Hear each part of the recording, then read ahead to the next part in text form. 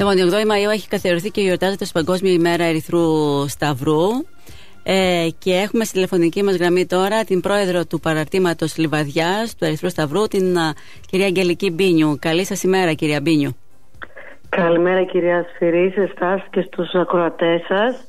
Να σας ευχαριστήσω θερμά για το βήμα που μας δίνετε σήμερα, που πάντα είσαστε στο πλευρό μας και οφείλουμε να το αναγνωρίσουμε. Να είστε καλά. Λοιπόν, για τους συμβολισμούς της ημέρας θα μας πείτε, είναι μια γιορτή, έτσι, για την μεγαλύτερη ίσως ανθρωπιστική οργάνωση παγκοσμίως. Ναι, η 8η Μαΐου έχει καθιερωθεί ως Παγκόσμια ημέρα Ερυθρού Σταυρού και Ερυθράσιμης Ελλήνου.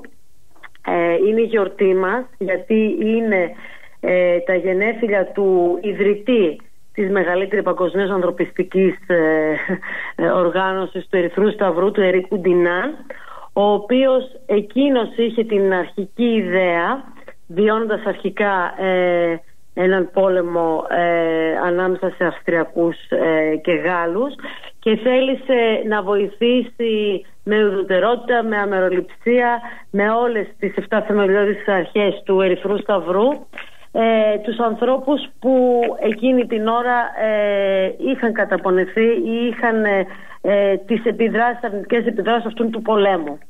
Ξεκίνησε λοιπόν η ιδέα αυτό να το κάνει πιο μεγάλο, να μην αφορά μόνο την ομάδα. Βοήθησε αρχικά κάποιους ανθρώπους, με τη βοήθεια κάποιων ανθρώπων εκεί κοντά, να περιθάλψει τους τραυματίες του πολέμου αρχικά. Και αυτή η ιδέα του λοιπόν βρήκε σάρκα και οστά και προσπάθησε να την επεκτείνει και να την μεγαλώσει και να γίνει η μεγαλύτερη παγκόσμια ομάδα, απευθυνόμενη λοιπόν στα κράτη, έτσι ώστε να σεβαστούν την ουδετερότητα και τη στιγμή, ξεκινώντας από εμπόλεμη κατάσταση και μετά εν καιρό ειρήνης. Κατάφερε, και γι' αυτό πήρε και το Νόμπελ Ειρήνης ο ιδρυτής μας, ο Ερίκος Ντινάν, αυτή την ομάδα να την κάνει παγκόσμια και να σέβονται όλο αυτό το σήμα. 192 κράτη παγκοσμίως έχουν τον Ερυθρό Σταυρό και λειτουργεί, και εκατομμύρια εθελοντές προσφέρουν τις υπηρεσίες τους καθημερινά. Και πλέον ο Ερυθρός Σταυρός δεν παρεμβαίνει μόνο σε εμπόλεμες περιοχές, έτσι? Όχι, σαφώς. Έχει ένα μεγάλο πεδίο δράσεων. Έτσι ξεκίνησε η ιδέα, έτσι λέω το έναυσμα. Ξεκίνησε η ιδέα να βοηθήσει στην εμπόλεμη ζώνη, υπάρχει ουδετερότητα, και γι' αυτό και το σήμα του Ερυθρού Σταυρού, επειδή ο Ντινάν ήταν Ελβετός, είναι η αναστροφή της ελβετικής σημαίας, προς τιμήν του δηλαδή. Έχοντας αυτή την ιδέα, φυσικά και σε εμπόλεμες καταστάσεις πολλές φορές έχουμε δει, δυστυχώς και πρόσφατα, όταν υπάρχουν στον πόλεμο που έχει παρέμβει και έχουν προκειμένου οι άνθρωποι να βοηθηθούν, βλέπουν το σήμα του Ερυθρού Σταυρού, και γι' αυτό το σήμα, επειδή είναι ουδέτερο, όταν λέμε ότι είναι ουδέτερη ζώνη σε εμπόλεμες καταστάσεις, είναι στο νοσοκομείο, στα οχήματα του στρατού κτλ., ότι δεν πρέπει να πληγεί αυτό το σήμα. Εννοείται, και σε καιρό ειρήνης προσφέρουν τις υπηρεσίες τους εκατομμύρια των εθελοντών σε όλα τα μήκη και πλάτη της γης. Λέω, αν σχεδιάζετε, έχετε ένα πλάνο δράσεων? Σήμερα, επειδή είναι η Παγκόσμια ημέρα και ο ελληνικός Ερυθρός Σταυρός θα γιορτάσει αυτή την ημέρα όπως το αξίζει με τους εθελοντές του, στην Αθήνα λοιπόν, στο Ζάπιο, όλοι οι εθελοντές και όλοι τα μέλη του Ερυθρού Σταυρού μπορούν να βρεθούν, και όχι μόνο σήμερα το απόγευμα στις 7.30 ώρα. Υπάρχει εκδήλωση προκειμένου να γιορτάσουμε, να δούμε το έργο του Ερυθρού Σταυρού, να δούμε τι προσφέρουν, να ευχαριστήσουμε τους ανθρώπους που στηρίζουν όλους αυτούς τους εθελοντές προκειμένου να προσφέρουν τις υπηρεσίες τους όπου αυτές ζητηθούν. Σήμερα λοιπόν και το περιφερειακό τμήμα του Ελληνικού Ερυθρού Σταυρού Λιβαδιάς θα βρίσκεται το απόγευμα με τους εθελοντές του και τα μέλη του στο Ζάπιο, προκειμένου να γιορτάσουμε όλοι μαζί με όλη την Ελλάδα αυτή μας την ημέρα. Τι ώρα είναι, είπατε, κυρία Μπίνιου? 7.30 ώρα το απόγευμα. Στο Ζάπιο, 7.30 ώρα, ναι. Εμείς θα αναχωρήσουμε με λεωφορείο από εδώ, προκειμένου να πάμε κι εμείς να γιορτάσουμε την ημέρα μας και να είναι ένα μεγάλο ευχαριστώ για τους εθελοντές που πραγματικά προσφέρουν τις υπηρεσίες τους με ανιδιοτέλεια, με μεροληψία, με ουδετερότητα, με τις αρχές του κινήματος και το χώρο που δεν έχουν. Βρίσκει ανταπόκριση ο θελοντισμός, κυρία Μπίνη, όπως τουλάχιστον εκφράζεται από τον Ερυθρό Σταυρό?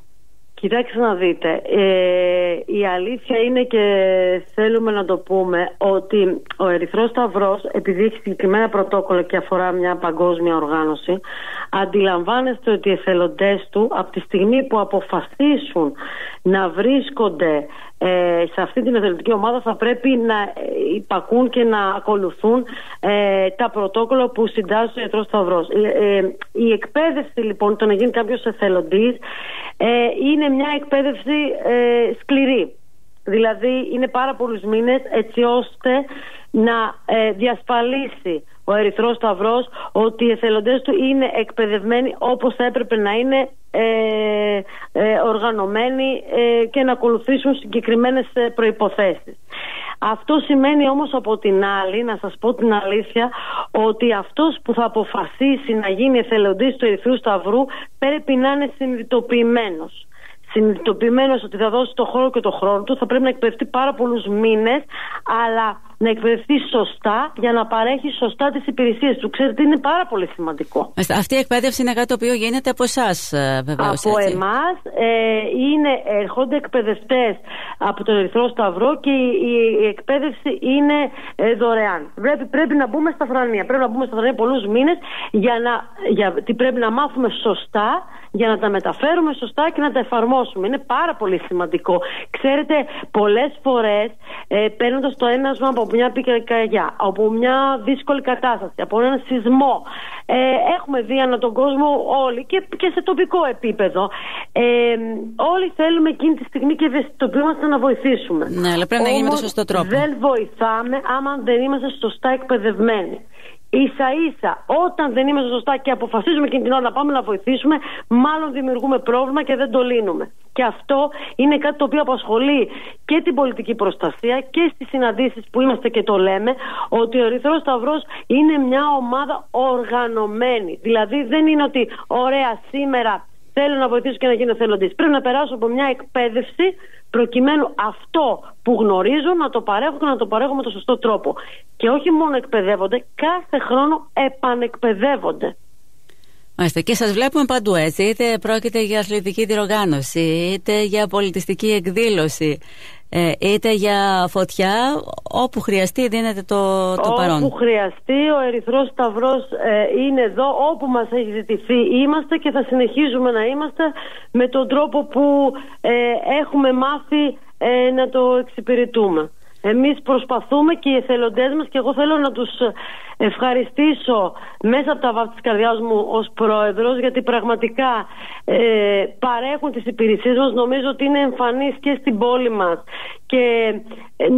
και όχι μόνο στην πόλη, και στη Βιωτία ναι, και στη Βιωτία και σε όμορφες περιοχές. Θέλω να πω ότι είναι ευτυχές το γεγονός ότι υπάρχουν άνθρωποι που πρέπει και θέλουν να προσφέρουν τις υπηρεσίες τους με το σωστό τρόπο, και είμαστε ευτυχείς, θα ήθελα να πω, κυρία Σφυρί, ότι σε αυτό το παγκόσμιο χάρτη υπάρχει και η κουκίδα του Ερυθρού Σταυρού στη Λιβαδιά. Είναι πολύ σημαντικό. Είναι πάρα πολύ σημαντικό, και γι' αυτό ευχαριστώ και όλους εσάς που στηρίζετε αυτές τις προσπάθειες, γιατί ο εθελοντής αυτό λαμβάνει. Το ευχαριστώ του κόσμου, εσάς, της αναγνώρισης. Αυτό είναι που παίρνει. Μέσα και πόροι υπάρχουν για το έργο σας? Κοιτάξτε να δείτε, αυτό είναι ένα πολύ σημαντικό κομμάτι και σας ευχαριστώ που το θίγετε, γιατί είναι μια εθελοντική οργάνωση. Οπότε αντιλαμβάνεστε ότι εμείς μπορούμε και δρούμε μόνο μέσω των προσφορών και των δωρεών που κάνει δωρεά είτε ιδιώτης είτε ένας δημόσιος φορέας. Βέβαια θέλω να πω ότι η αλήθεια είναι ότι Δυστυχώς ο εθελοντισμός είναι ένα ακριβό σπορ. Γιατί, βάζετε και από την τσέπη σας, δηλαδή, καταλαβαίνετε. Ακριβώς αυτό. Όχι μόνο βάζουμε την τσέπη μας, τις βενζίνες μας, βάζουμε τα αυτοκίνητά μας. Για να υπάρχει ένας εξοπλισμός, δεν είναι μόνο για να τον αποκτήσουμε. Ξέρετε, πρέπει να τον συντηρήσουμε κιόλας. Ή τα φαρμακεία, ή αυτά που θα πρέπει να παρέχουμε, είτε στις πυρκαγιές, είτε οτιδήποτε. Είναι πράγματα τα οποία λήγουν, τα οποία έχουν πολύ μεγάλα κόστη και αντιλαμβάνεστε ότι αυτό θα πρέπει να το εξυπηρετήσουμε εμείς.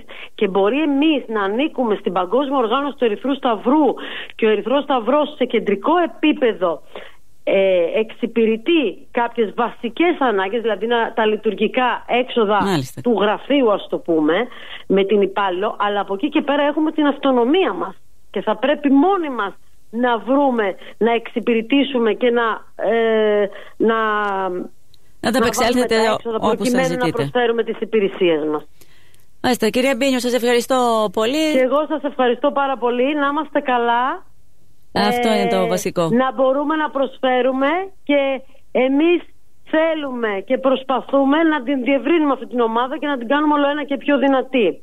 Και καλούμε όλους όσους θέλουν να προσφέρουν τις υπηρεσίες τους και να έρθουν και να μπουν σε αυτή την μεγαλύτερη παγκόσμια εθελοντική οργάνωση.